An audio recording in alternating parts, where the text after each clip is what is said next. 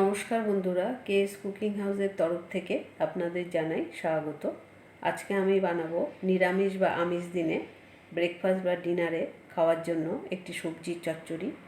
এটা আপনারা রুটি বা পরোটার সাথে খেয়ে দেখতে পারেন, খেতে ভীষণই ভালো লাগে। এই রেসিপিটি যদি আপনাদের ভালো লাগে তাহলে লাইক, কমেন্ট, শেয়ার করবেন আর আমার চ্যানেলটি সাবস্ক্রাইব করে রাখবেন। তাহলে চলুন রেসিপিটি দেখে নেওয়া যাক। এখানে আমি একটি থালার মধ্যে নিয়ে নিয়েছি 150 গ্রাম বরবটি আর নিয়ে নিয়েছি 200 গ্রাম আলু। প্রথমে আমি বরবটি কেটে আপনাদেরকে দেখাচ্ছি। এই যে দেখুন, বরবটির কিছুটা অংশ আগে কেটে বাদ দিয়ে দিলাম।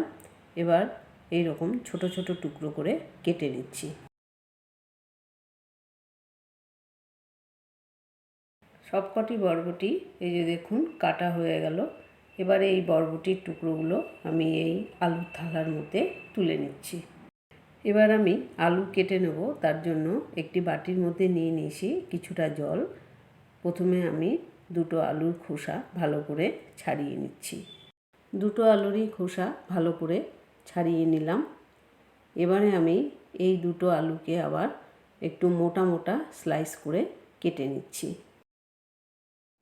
এখন এক একটি স্লাইসকে আবার আলু ভাজার মতো লম্বা লম্বা করে কেটে নিচ্ছি।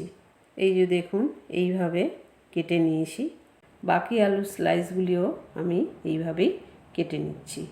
দুটো আলুই আলু ভাজার মতো লম্বা লম্বা করে কেটে নিলাম।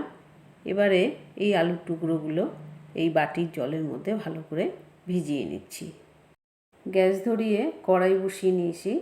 এবার কড়াইতে দিয়ে দিচ্ছি 2 চা চামচ সর্ষের তেল। এবার গ্যাসের ফ্লেমটা ফুল বাড়িয়ে তেলটা ভালো করে গরম করে নিচ্ছি। তেল ভালো মতো গরম হয়ে গেছে। এবার আমি এখানে গ্যাসের ফ্লেমটা একদম লো করে দিচ্ছি। এবার এই তেলের মধ্যে দিয়ে দিচ্ছি 1/4 চামচ কালো জিরে। কালো জিরেটা কয়েক সেকেন্ডের মতো হালকা করে একটু ভেজে নিচ্ছি। দিয়ে দিচ্ছি আগে থেকে কেটে ধুয়ে নেওয়া আলুর টুকরোগুলি। দিয়ে দিচ্ছি বরবটির টুকরোগুলি। এবারে এর মধ্যে দিয়ে দিচ্ছি 1/2 চা চামচ নুন আর 1/4 চামচ হলুদের গুঁড়ো। এবারে নুন হলুদটা বরবটি আলুর সাথে ভালোভাবে মিশিয়ে নিচ্ছি। এখানে গ্যাসের ফ্লেমটা মিডিয়াম টু লো অবস্থায় রেখে 2 মিনিটের মতো হালকা করে একটু ভেজে নিচ্ছি। 2 মিনিট হয়ে গেছে, বরবটি আলুটা হালকা করে একটু ভেজে নিলাম। এবার আমি এর মধ্যে দিয়ে দিচ্ছি একটি মিডিয়াম সাইজের টমেটোর টুকরো। দিয়ে দিচ্ছি দুটো চেরা কাঁচা লঙ্কা, 1/2 চা চামচ জিরের গুঁড়ো, 1/2 চা চামচ ধনের গুঁড়ো আর 1/4 চামচেরও কম কাশ্মীরি লঙ্কার গুঁড়ো। এবারে এই সমস্ত মশলা বরবটি আর আলুর সাথে ভালো করে আরও একবার মিশিয়ে নিচ্ছি। এবারে ঢাকা দিয়ে গ্যাসের ফ্লেমটা মিডিয়াম টু লো অবস্থায় রেখে 4 থেকে 5 মিনিটের জন্য এই সবজি শুদ্ধ মশলাটা ভালো করে কষিয়ে নিচ্ছি। 5 মিনিট হয়ে গেছে। এবারে আমি কড়াইয়ের ঢাকাটা খুলে নিচ্ছি। এবার আমি এই সবজিটা উল্টে পাল্টে একটু নাড়িয়ে নিচ্ছি। এখানে গ্যাসের ফ্লেমটা মিডিয়াম করে দিচ্ছি। এখানে কিন্তু সবজি শুদ্ধ মশলা, টমেটো সব কিছুই ভালো মতো সিদ্ধ হয়ে গেছে। এবার এই তরকারিটা একটু মাখা মাখা হলে ভালো লাগে, সেই জন্য আমি এখন এর মধ্যে দিয়ে দিচ্ছি চায়ের কাপে 1 কাপ পরিমাণ জল। এবারে জলটা সিদ্ধ সবজির সাথে ভালোভাবে মিশিয়ে নিচ্ছি, কারণ এই চচ্চড়িটা একটু মাখা মাখা হলেই খেতে বেশি ভালো লাগে। এই চচ্চড়িটা আপনারা সকালের ব্রেকফাস্টে কিংবা রাতের ডিনারে খেয়ে দেখতে পারেন, খেতে বেশ ভালোই লাগে। এই চচ্চড়িটা রান্না করার সময় একবার নুন দিয়েছিলাম, এখন তাই নুনটা একটু কম লাগছে, সেই জন্য এর মধ্যে দিয়ে দিচ্ছি আরও 1/4 চামচের মতো নুন। এই নুনটা এই চচ্চড়ির সাথে ভালোভাবে মিশিয়ে নিচ্ছি।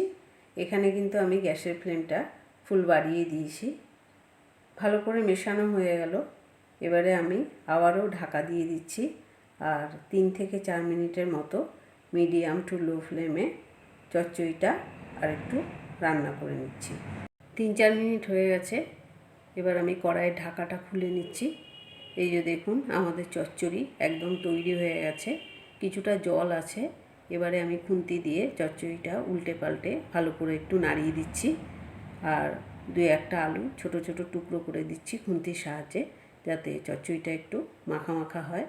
আপনারা যদি একটু বেশি মাখা চান তাহলে আর একটু বেশি করে আলু ভেঙে দেবেন, তাহলে চচ্চড়িটা মাখা মাখা হয়ে যাবে।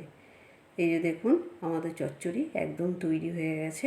এবার আমি এই চচ্চড়িটা একটি প্লেটে সার্ভ করে নিচ্ছি। বরবটি আলুর চচ্চড়ি আমি একটি প্লেটে সার্ভ করে নিয়েছি। এটা আপনারা সকালবেলা ব্রেকফাস্টে বা রাতের ডিনারে, নিরামিষ দিনে বা আমিষ দিনে যে কোনো দিনে খেতে পারেন। খেতে বেশ ভালোই লাগে।